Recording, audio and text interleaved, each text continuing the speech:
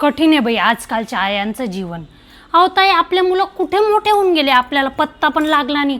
पण आजकालच्या आयांना पहा ना, किती करावं लागतं बाई या पोरांचं. माझ्या सुनेकडे गेली होती मी आता, आणि माझं एक नातू आहे, त्याला CBI बोर्ड स्कूलला टाकलेलं आहे आणि एकाला ICICI बोर्डाच्या स्कूलला टाकलेलं आहे. दोघांचं वेळापत्रक वेगळं.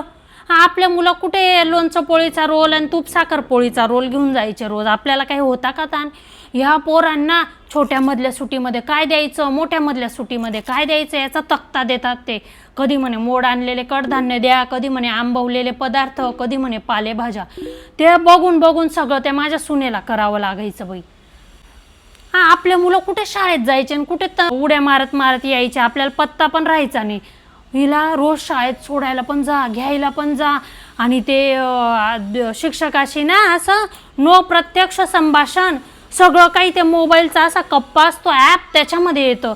ते रोज तिला चेक करत राहावं लागतं. आणि त्यांचा ते व्हॉट्सॲपला ग्रुप आहे, तिथे येतं सगळं काही, तेच तिला बघावं लागतं आणि तसं करावं लागतं. सगळा गृहपाठ वगैरे सगळं काही त्या ग्रुपमध्ये येतं आणि तसं तिला करावं लागतं. म्हणजे एक डोळा तिला बिचारीला असा त्या स्कूलच्या त्या कप्प्यावरच ठेवावा लागतो, नाही तर मग दुसऱ्या दिवशी आहेच रड बोंबल.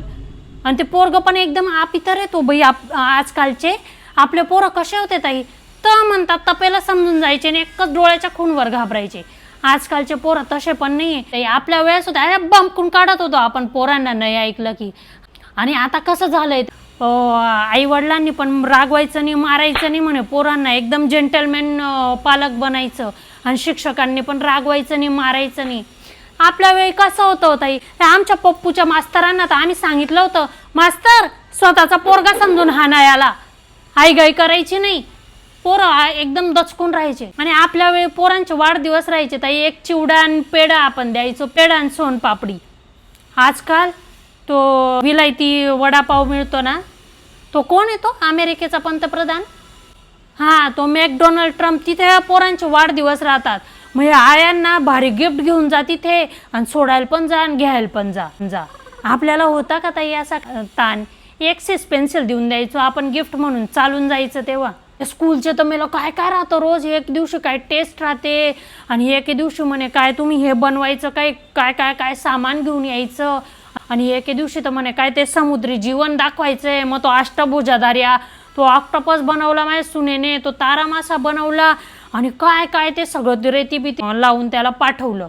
मग दुसऱ्याचं काही, एकाला म्हणे काय भाजीवाला बनवून आणा, एकाला म्हणे काय ते म्हणजे असं बिना गॅसचं काय कुकिंग करायचं ते पाठवा, वेगवेगळ्या शेपचं कापून कापून तिने पाठवलं बाई सकाळी.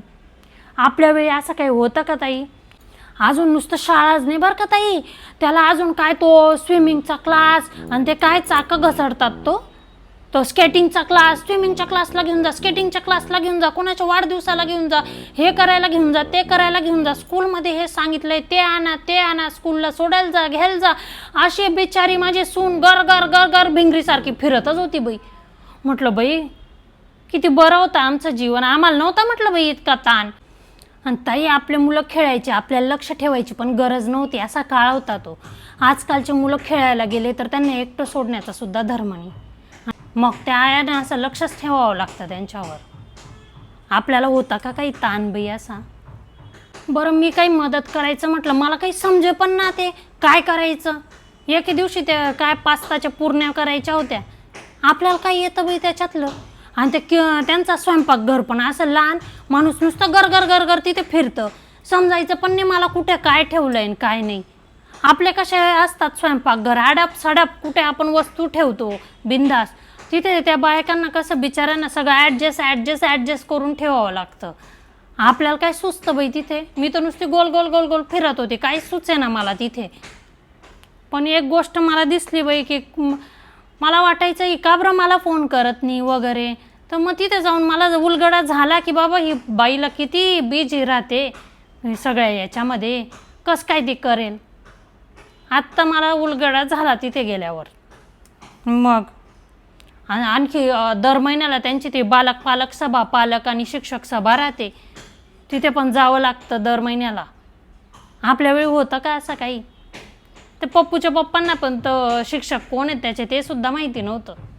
मग आणि काही काही तर अजून बिचाऱ्या नोकरी करतात, अपडाऊन करतात त्या लोकल ट्रेनने.